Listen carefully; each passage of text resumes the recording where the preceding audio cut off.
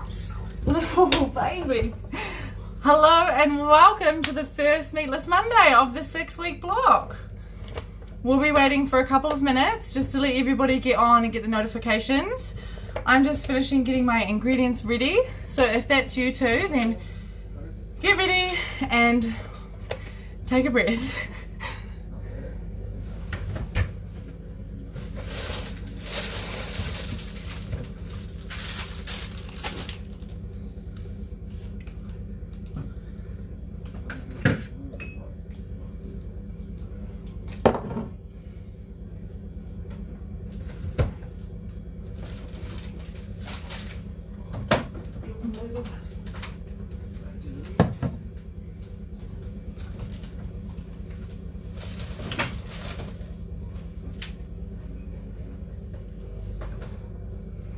Awesome. I can see 3 people have logged on, so I just got my notification that I'm live.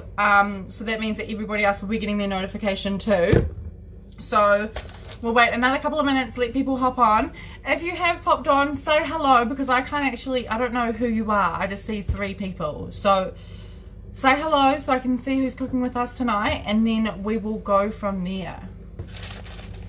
If you have any questions about the recipe or any ingredients, then shoot them my way and we will figure that out. And if there's something that you've like come home and you've realized, I don't have that. Like basically, I just came home and realized that my tamari didn't arrive in my grocery order last night. So luckily we have handy dandy soy sauce for these times. So I'm using soy sauce tonight. Tamari and soy sauce are very, very similar. Practically tamari is more just a low sodium option, less processed, gluten-free. Hi Jill, welcome. Are you cooking tonight or are you just watching?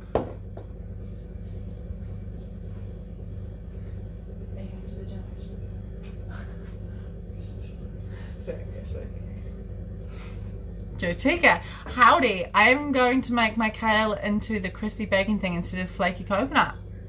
That's a good idea. I'd actually love to see how that works because I do think that they would work really, really well. Could you not find coconut, or I don't know how you get to me. Unfortunately, Jill, I don't get to hear you. So this is the thing with live videos, is that you hear me, and the only way that we can communicate is if you write in the comments. I do think that I'm pretty good at like seeing the comments and watching the comments, but I do try my best to reply. If this becomes more popular, then what we will do in the Balance Me Meatless Monday community group is that we'll create rooms. So that means that it's kind of like Zoom. Everybody pops on, you can see everybody talking and watching along. So you can definitely, that is in the process and it's a thing. So let's see, it's 5:34, so let's wait, we'll wait 1 minute and then we will get cooking. Jill, oh yes, your burgers. Well, I hope you enjoy the burgers. They are also a very good option and perfect for a day like today. Like it is such nice weather. I brought the ingredients, perfect. A lot of people do end up watching on other nights. Like for example, I just dropped off one of the Meatless Monday meal boxes and she was just like, I'm not going to have time to do this tonight, I'm going to do it tomorrow. And so we always make sure that there is recording, and then the recording gets posted in the event group and then the Balance Me community group as well. And so if you ever miss a cook off, then that's fine, you just cook on another night that suits you. Right, so let's get cooking. Is everybody ready? I hope everybody's popped on. Okay. Well, oh, there's a few more popping on now. So once again, I'll just say, if you pop on, just try and say hello so I can see who is actually here, because I can only see like that there's 4 or 5 people watching. I can't actually see who's here. So Jill's here currently, and I have Jotika cooking along. So what we're going to do is we're going to start cooking now. So basically the first thing to do is turn your oven on to fan bake at 180. Our oven is already on because my flatmate is making some cooked creamy camembert because he's had a day. So hubby loves Brussels sprouts. I hate them, so he's going to have them in your recipe, and I'm subbing them for zucchini broccoli for me. Do you think that's okay? Yeah, of course. I mean, this is the joy of the recipes, is that you can totally do what you want, you know, like it's a base idea, and then you can get inspired from there, and the flavors will still be really good. The only thing that I think about zucchini and broccoli is you'll just have them in the oven a little bit less time than the Brussels sprouts. That's the only thing that I think. So the next thing that we're going to do is we're going to set a medium pot of water to boil. So I'm going to get my pot out, and I'm just going to fill it up most of the way.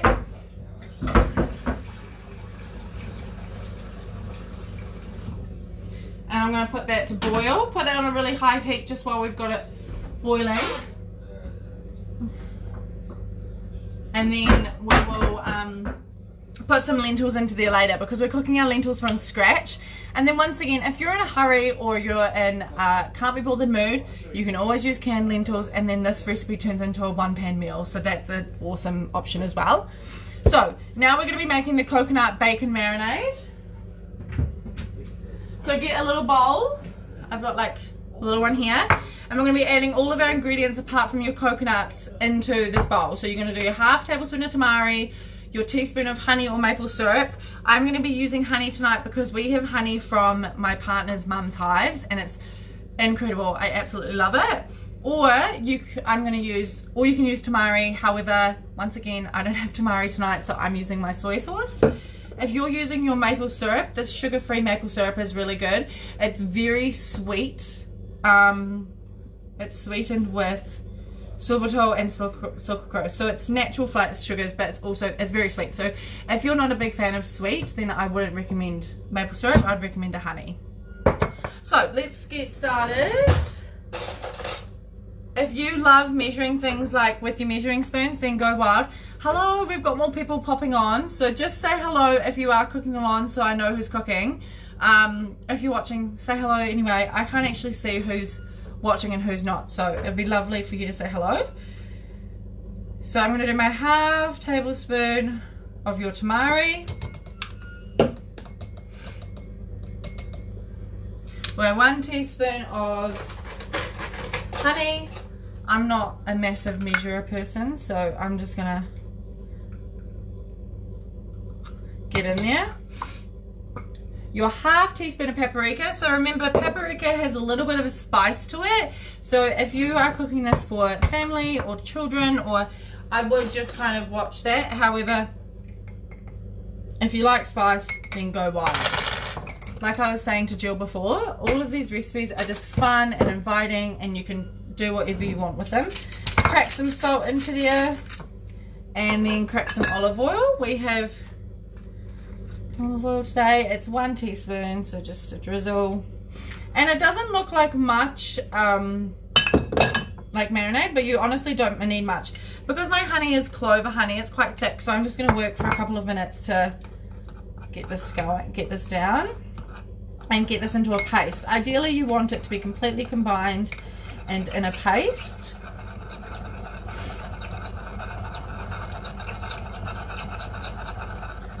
Cool, so it's in a paste.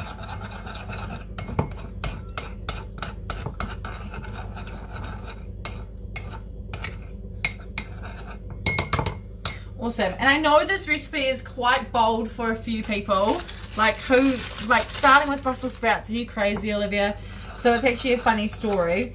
We were meant to start with mac and cheese, but when I was talking on the radio last week, I had a mind blank when they asked me what recipe we were cooking, and I just said Brussels sprouts because I actually love Brussels sprouts, and I was really excited for this recipe.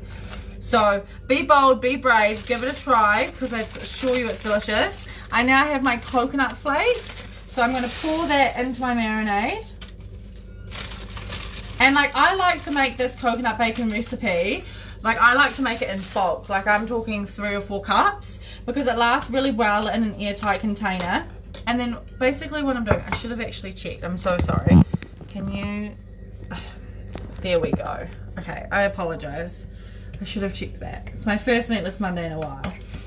And so now I'm just going to stir this mixture around. Stir this mixture around the marinade and coat the pieces quite well. The larger the flakes, the better, because then it actually turns into little crispy pieces of goodness. Cool, so you can see here that it's quite well coated. Each that has a flavour on it, and you'll also pour it out as well, so it's gonna get more on the tray. So now you get your oven tray. I just have a little one here, and I'm just gonna put my coconut bacon onto here. Try and get it all out if you can.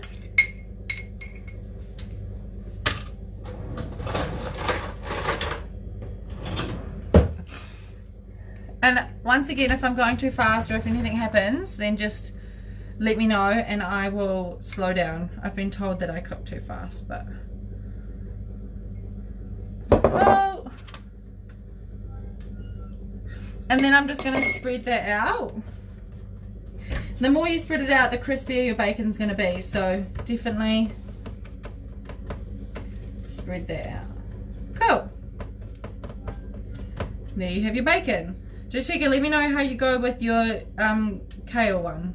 I think that's a really good idea. It's going to be delicious. Then let's place this in the oven and set your timer for 15 minutes. I'll set my timer, so if you don't want to, then that's okay. And you're going to check it every 5 minutes and we're going to give it a really good stir. Can you double the bacon and keep to use cold or reheat? Yeah, of course. So that's what I was saying before, is that you can 110%, I cook it in batches of like 4 or 5. And then as long as you leave it in an airtight container, then you're absolutely fine. Okay, the next thing we do is, hopefully your water is boiling right now. My water's still pretty cold, not gonna lie. So I'm gonna chuck some salt in there, and then we need 1.5 cup of brown lentils. I've got my lentils here. People always ask me where I fill up my jars from. Honest Whole Food Co. or Whole Food Haven. Totally depends on your preference. Whole Food Haven is who we've partnered with for our meal boxes, and they have all organic produce, which is awesome. And then your other option is Honest Whole Food Co., which are another awesome refillable jar company in town with a very extensive extensive range. Cool, so my lentils are in. Is everybody caught up? The next thing is that we're going to be doing is our Brussels sprouts. So you need a bigger oven tray for this. If you're not a fan of doing the dishes, then you can totally do this on one tray. However, that means that you're going to be putting everything in at the same time. Get your knife. Yum, it smells so good already. We're going to put olive oil onto the oven tray. Oh, I know why my water's still cold. I put on the wrong element. Oopsies. It's the first Meatless Monday back, and we're going so well already. Cool, so olive oil up the tray, and then we're going to be putting on our salt, pepper and cayenne. Once again, your cayenne is a bit of a spicy flavour, so if you have people that are very, I honestly don't think that this salad at all has much spice to it, because the cannellini bean aioli really kind of pulls it back. You don't always have to, Denise. It's if you have time and if you're prepared, then you can soak your lentils overnight so that you can have like make the outer husk softer. However, because these lentils are organic, then I don't worry about it too much. However, I don't have digestive issues, so it's totally up to the person. If you're doing any other legume like your chickpea, your black beans, your cannellini beans, anything like that, 100% soak them overnight. But lentils are a lot softer in terms of their husk. What was I saying? Oh yeah, so the spice level of this, honestly, I don't think it's that spicy at all. Like, the Brussels sprouts will have a little bit of a hit, but the cannellini bean aioli brings them down quite a lot. So we like it. But once again, cook it for your family and how much they like. So we're going to be doing 1 teaspoon of cayenne and sprinkle that over the tray. because what we're going to do is we're going to be getting our Brussels sprouts and putting them face down so that they absorb all of that flavour. Cool. Now for your Brussels sprouts, I chop off the end, and then I chop them in half, and then I place them face down on the tray. And I like to kind of mix up all that flavour as well. Now, people ask me quite a lot about baking trays, and I don't worry so much about baking trays because, baking paper on baking trays. Because I do it for, like, say when we're cooking our sausage rolls and things like that, then I definitely do. However, when you're trying to get something with a really crispy bottom that isn't going to have a problem if it sticks too much, then I definitely don't put a baking paper down. So we're just going to carry on like this. Just chop them in half and place them face down on the thing. So as you can see, if you did, oops, let's check. Yep, so that's been 5 minutes. So let's check our coconut bacon. So you can kind of see it bubbling up. It's gone down quite a bit already. So this mixture is going to definitely get really good and crispy. So I give them a big stir and then spread them out again. You can already see some pieces getting quite dark. Cool. Oh. And then place it back in the oven. And the reason why we do this first, even though we have like other things that cook longer, is because we bring out the coconut bacon and put them in, we let them cool, and when they cool, that's when it gets that really crispy bacon rashers kind of flavour, or texture I should say. So keep chopping up your Brussels sprouts. And these, I promise you, are no soggy Brussels sprouts. We're going to be making them crispy and delicious. And Brussels sprouts have so many, anything that's in the brassica family in terms of vegetables is just like a powerhouse vegetable. Like cabbage for your digestion, and like Brussels sprouts are just mini cabbages really. And they're really, Brussels sprouts are really high in vitamin C, so they're awesome to pair with your non-heme iron plant proteins, because then you get your higher absorption of your non-heme iron, which helps a lot. And interestingly enough, when I was reading today, they actually got some ALA in them, which is your precursor for your omega-3s. And I didn't know that until today when I was reading about them. So that's quite cool. Because if you're on a fully vegan diet, there's ALA in a lot of things, and our body is able to turn ALA into omega-3s, your DHA and your EPAs. However, it's obviously at a lot lower standard than, say, if you were eating fish. So it's quite cool that we can sneak them in so many different ways. However, this recipe does have your flaxseed oil in it, which is really high in your omegas. So I try to include flax seeds every day, dependent on how I get them. So we put flax seeds in our smoothie every morning. I put flaxseed oils on my dressings. Cool,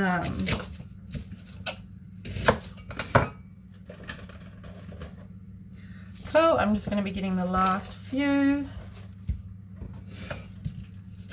Cool, my lentils are finally starting to boil. That was so silly. Well, they all fit on the tray, and it does look like a lot of Brussels sprouts, but you have to remember that this recipe feeds 4 people. So if you're just doing this for 2, then just cut the recipe in half. Cool. Right, now we have that. We're just going to put a little bit more olive oil on top. If you're not a fan of olive oil, then that's absolutely fine. You can totally use a little bit of vegetable stock or anything along those lines.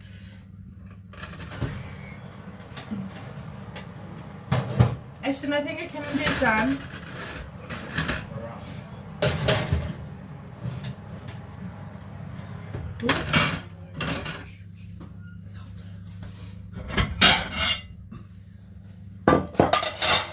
Cool. So that's in the oven. We've got our coconut bacon in the oven, and we have our lentils on the boil. I'm just going to quickly put this into my composting bin, and then we'll start our cannellini bean aioli. Where's my...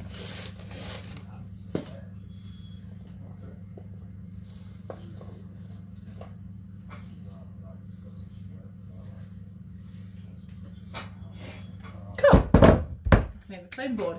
Now, a cannellini bean aioli, you can make it in quite a few things. So I like to personally make it in my little blender that I have here. You can also make it in your NutriBullet. However, I find that you have to add a lot more flaxseed oil to really get it moving. And then you can also make it in your food processor. However, because we're making this, if I was making this in a big batch, like for example 2-3 cans, then I'd be using my food processor. But because we're just making it in 1 can, then I'm just going to use my small little emulsifier. So your cannellini beans, I have good old Craig's here today. Cannellini beans are so underrated. Like you can use them in so many things. They can go into beans and soups and maintain their texture and shape, but you can also turn them into awesome dressings and aiolis. And like for example, on our recipe, on our Sunday meal deliveries in week 2, we have our jackfruit stew and cannellini bean mash, so they turn into a really good puree as well. And so it's an awesome way to get protein into children that are struggling with their meat and consumption, because it's just like eating mashed potatoes, and mashed potatoes are really safe for children. So let's get this can opened.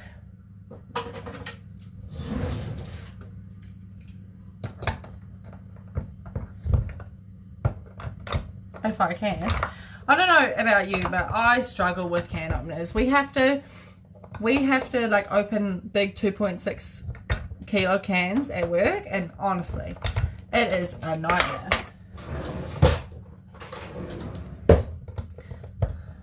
Okay. We're going. It's like a whole body workout. Okay, let's check our coconut bacon.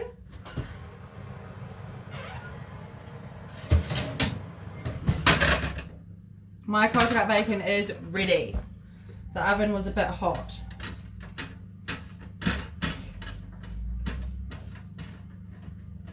Cool.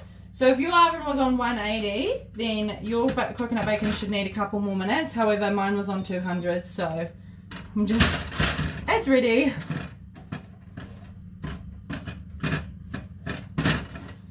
So give it a stir around, and you'll see that it's still quite soft. Like it's still quite bendy. We'll leave it for a couple of minutes and it's going to be hot. Cool. I'll finish opening my cans. I'm just checking, is everybody caught up? Is everybody at the same page? Does anyone need anything explained? So I'm just going to get my sieve and my cannellini beans, and I'm just going to go over to the sink and drain them off.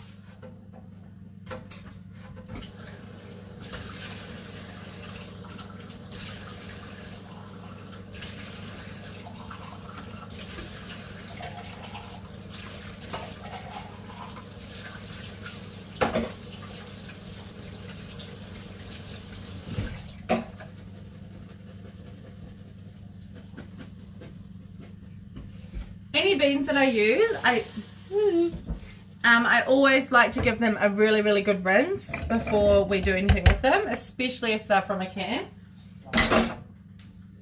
So, in your cannellini bean aioli, we're going to be putting in your cannellini beans, a bit of garlic powder, or you're more than welcome to use real garlic. However, real garlic, because it's raw, it can become quite bitter. So if you're going to be making this for a while, like say to have in your fridge for a week, then I 100% recommend using powder. If you're going to be eating this tonight, then totally go for having real garlic. Just remember that it's a little bit bitter because you've got the raw. And then we're going to put in our lemon in here. Look at my lemon. Yeah, baby. Flaxseed oil, paprika, salt and pepper. So I'm going to get my garlic powder. Oh, that's better. Can you see me now? Yeah. Oh, what about this one? Oh, magic. Once again, figuring out how to do Meatless Mondays. It's been, I don't know how long it's been since our last Meatless Monday. I should actually find that out. So it's just 1 teaspoon of garlic.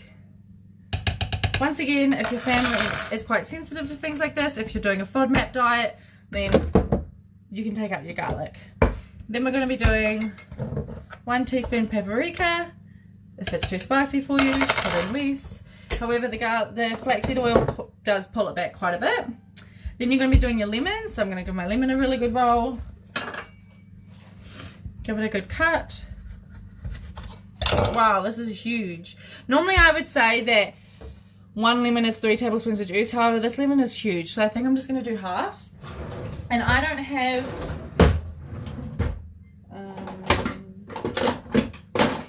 At home, I don't have one of those lemon juices, so I'm just going to use like a sieve so that if there are any pips that come through, it goes into the sieve. You can always pick them out if you want to later on. It's entirely up to you.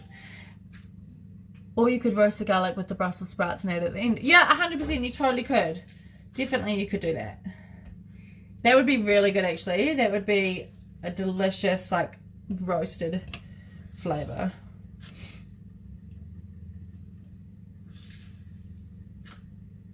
And also if you wanted this to be quite lemony, then you could definitely add more lemon. Once again, these recipes are such a base guidance and you can do whatever you want to it. A reminder, if you are composting, don't add your lemon or your onion skins to your compost because they burn your worms. Your worms are very sensitive creatures. You've got to look after them. Cool. So we've got our garlic powder, paprika, lemon juice, and then our cannellini beans. And then we're going to be adding 3 to 5 tablespoons of flaxseed oil. Now, if you bought our Meatless Monday meal box, then you have the Totally Kiwi natural original flavour of your original flavour. However, tonight I have quite a few to show you. I have my Totally Kiwi citrus. This is delicious. This is the one that I'm actually going to be using in this recipe. Your Totally Kiwi roasted cumin. This is quite a strong cumin, but I do love it for salads on like chickpeas. The other option is your Health-Res flaxseed oil. I don't know if you can tell, but I'm a flaxseed oil fan. This is just a really simple, cheap version. This you can buy on store shelves and everything. Your Totally Kiwi you can buy from Newwood and Wanaka. And then another option is this Yum brand flaxseed oil.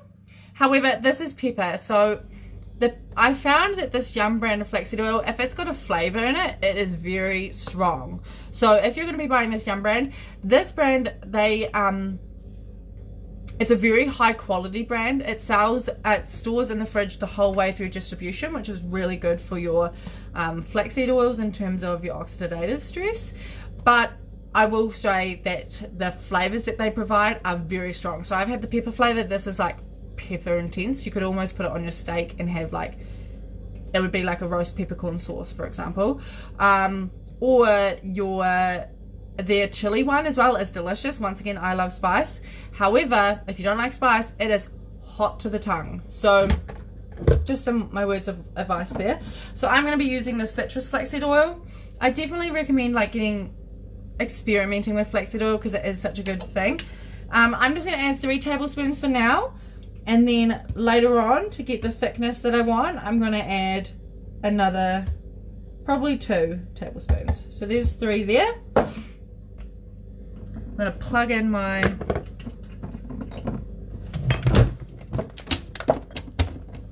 lid.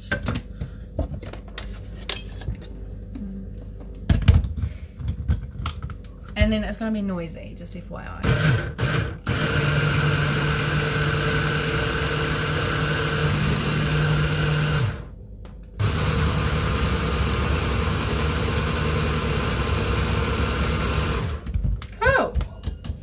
So you can see it's quite smooth, and like I said, it's not like a very, see it's quite runny, but it's not like a really like smooth aioli, but it's definitely delicious. I'm going to add a few more. I'm going to add 2 more tablespoons of your flaxseed oil to get it really smooth and creamy, and then finish it off. Perfect.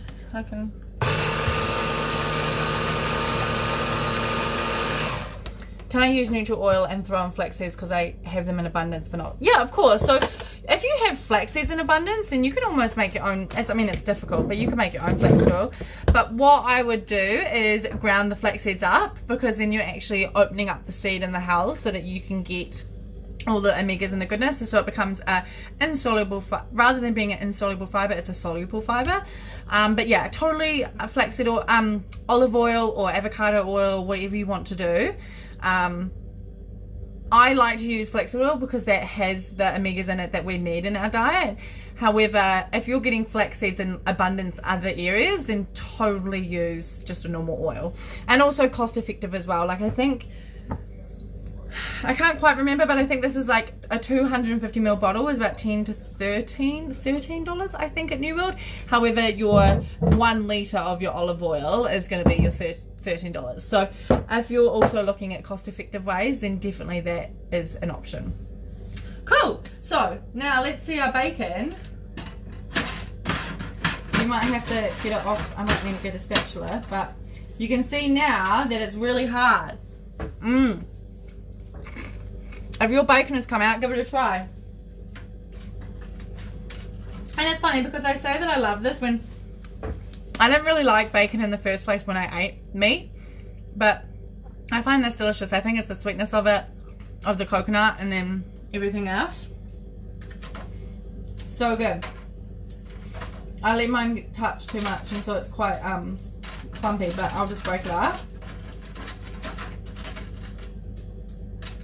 So now you can see that pretty much your dinner is ready. You just have to wait for your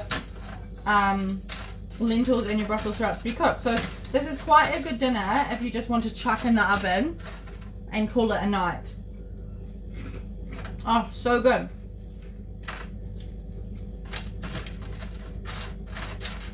If you can get honey from your area, then 100% I recommend it because it helps you with hay fever and all the other things. But also, it's just incredible. It's not the same. Yep. Just gonna wash my hands because I just licked them a lot. I'm gonna use the spatula. And as you can see, like my coconut bacon is sticking, but it also comes off very, very easily. It's just that sugar that's in there from the honey, or if you're using maple syrup, then maple syrup.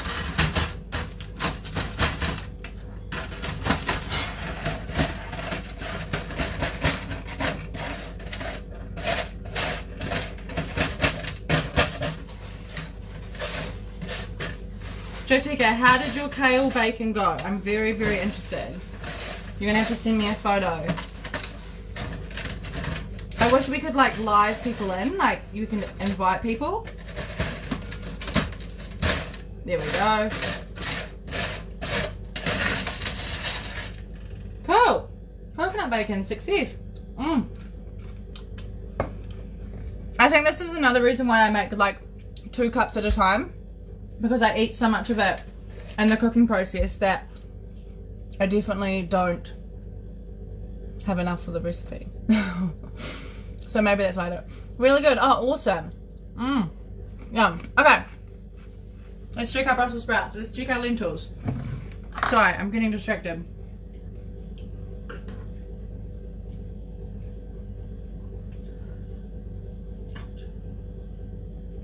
Denise, I should actually say about the soaking of the lentils as well. If you want to soak your lentils, 100% go for it because it also drops your cooking time.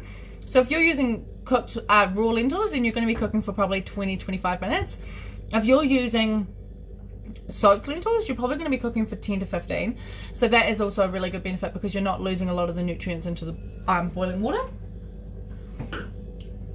Jotika, how are your lentils going? I don't know if anyone else is actually cooking with us. I think it's just you and me. My lentils are pretty close, so and I wasn't boiling when I put my lentils in, so you must be close.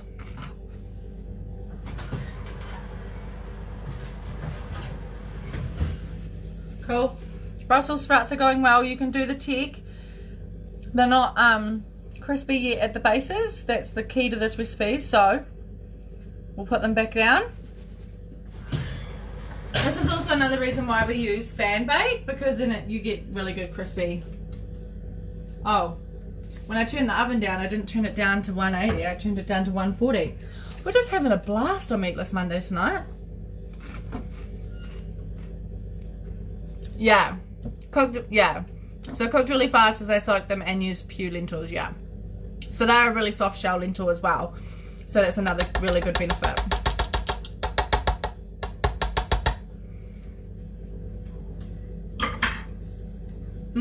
Coconut bacon. I'm going to drain my lentils.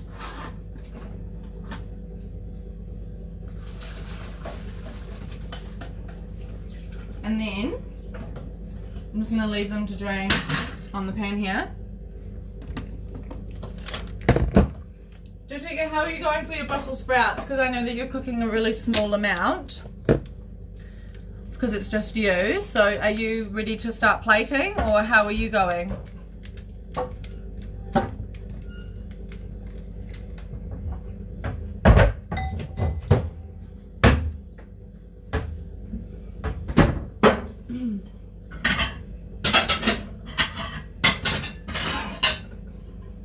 I'm going to serve this, one in a bowl and one on a plate, so you can see the difference in serving. Tonight I have a couple different types of parsley. I have my Italian curly parsley, and I also have my your flathead. Did I get them? I had my oven turned down, so they will be a bit longer. Oh, okay.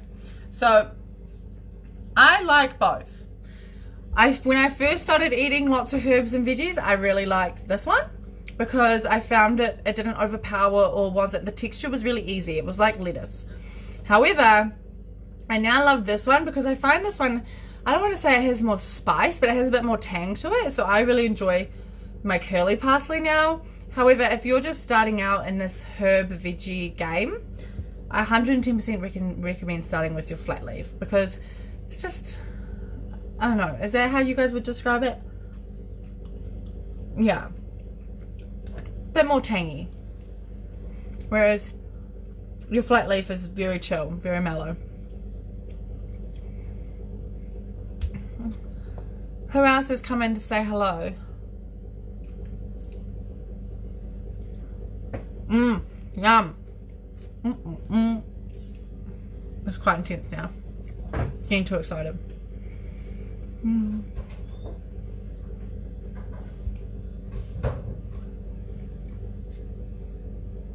So next week we're going to be cooking mac and cheese. A really simple, easy mac and cheese. So I'm really hoping that people will come along to that, because mac and cheese is everybody's family favourites. The next 6 weeks of recipes are going to be really simple, easy recipes. This was meant to be our last recipe that we cooked to challenge everybody. But we are, so next week, mac and cheese. I can't remember what the weeks after are. We've got like a peanut satay lettuce cups. Delicious, family love, and really good to serve in a buffet style for if you have children. Really, really good to serve in a buffet style, because that helps your... Cool, Jill, that's awesome.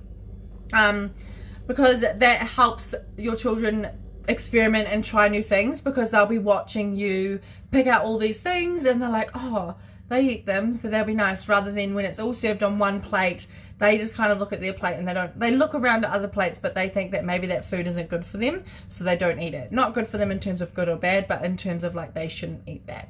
So really excited to be doing lots of meals like that to get the families involved, especially because I'm doing this at an earlier time to be able to get everyone involved. What else have we got? Oh, we're going to do a brinner. We're going to do breakfast for dinner, which I love. I don't know if you've been following me on Instagram or you watch the Facebook stories. I have breakfast for dinner probably one night a week. I'm doing this amazing like scrambled eggs tofu right now, and it with the same texture, with using soy milk and tofu, and it is so good. Yeah, let's check out the Brussels. I think I'm just being impatient because I had the oven so low, and then I've had the oven so high, and then we're just going round and round. Eat more coconut bacon. What do you guys think? Oh, has anyone else cooking, or is it just Jessica?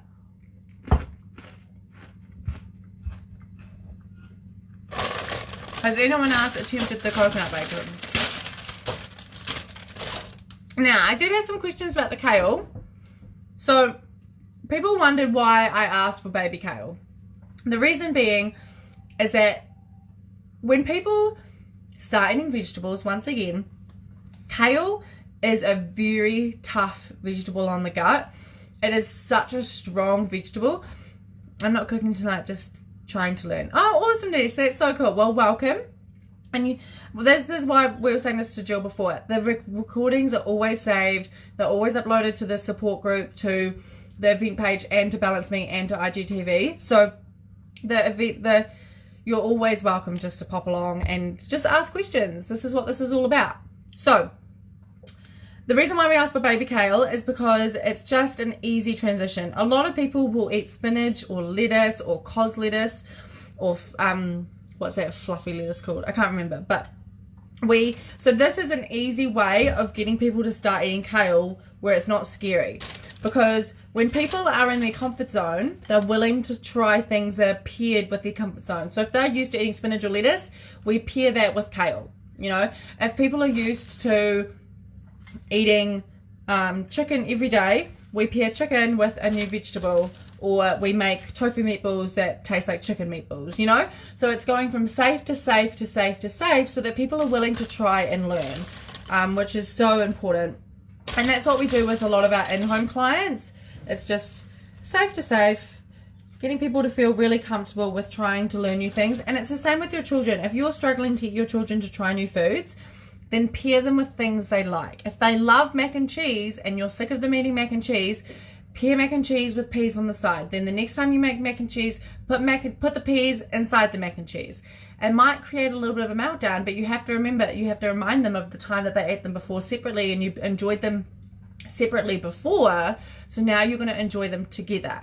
So it's just slow going, keep trying, and it's hard because you don't want to have the meltdowns, but the meltdowns are important because that's where you learn and develop from.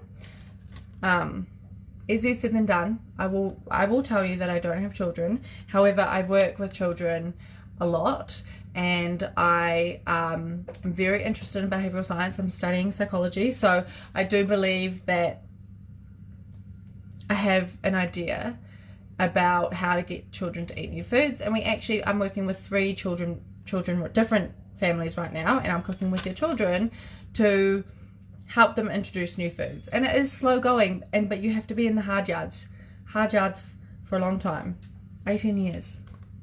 Anyway, let's start building the salad. Are your Brussels sprouts ready, Jotika? My Brussels sprouts are ready. Well, I'm going to pretend they're ready. It's been chattering on for too long. Awesome. Oh, yeah. Crispy. Delicious. So, I'm going to serve in a bowl, and I'm going to serve in a plate just to show you the difference. We call this the layering technique, and it basically means that you can just build your salad up so it looks really delicious and like there's lots of things going on, when really it can just be a really simple salad. So, get a couple of your Brussels sprouts. I'm only serving 2 plates here, whereas I have enough ingredients for 4, so I will have Brussels sprouts left on the tray. Ouch, they're hot. Hot, hot, hot, hot, hot. Hot, hot, hot, hot, hot, hot, hot, hot. Okay, we have our Brussels sprouts. The next thing that we're going to be doing is lentils, so I need a spoon for those here. So we're just going to be basically sprinkling. This is kind of why the bowl is better for this salad, to be completely honest. So lentils, Brussels sprouts, kale. Sorry, kale, Brussels sprouts, lentil. Go again. And then you do another layer. I would do basically just maybe 2 or 3 layers for each salad. It all depends on what you want. Once again, how many people you're serving and what goes. Boop. Boop. Boop. Okay. Yum. Again with your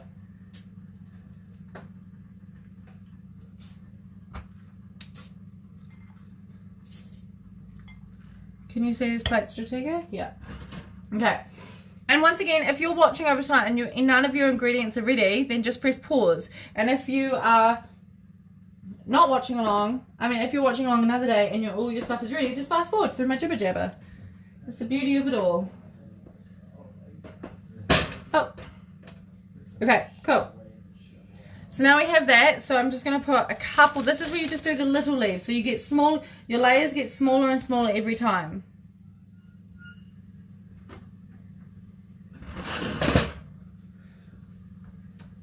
Now you have your cranberries, your pumpkin seeds.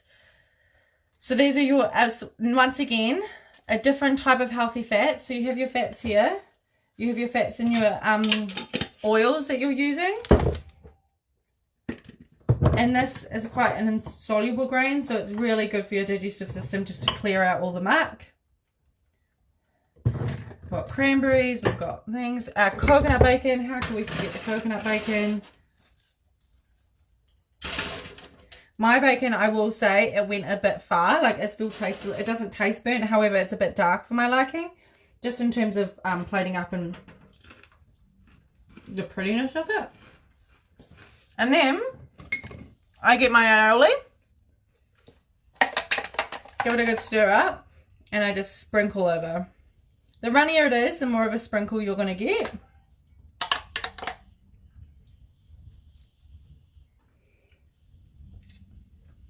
And this is no guidance. Like, if you want it to be like a really runny aioli, you could add some aquafaba from your chickpeas, or you could add more olive oil. Entirely up to you.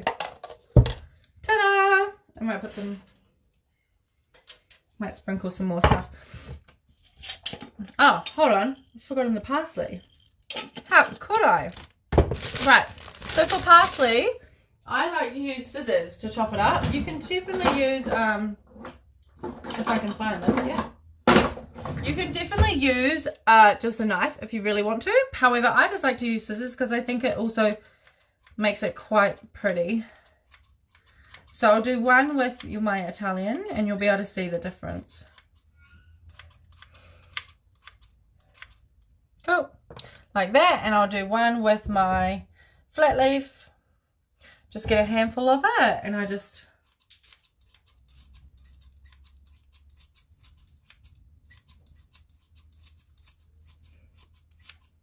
Cool. If you've got quite a lot in one place, spread it out. And then to finish it all off, this looks quite flat because it's quite small, but I should have put it on a...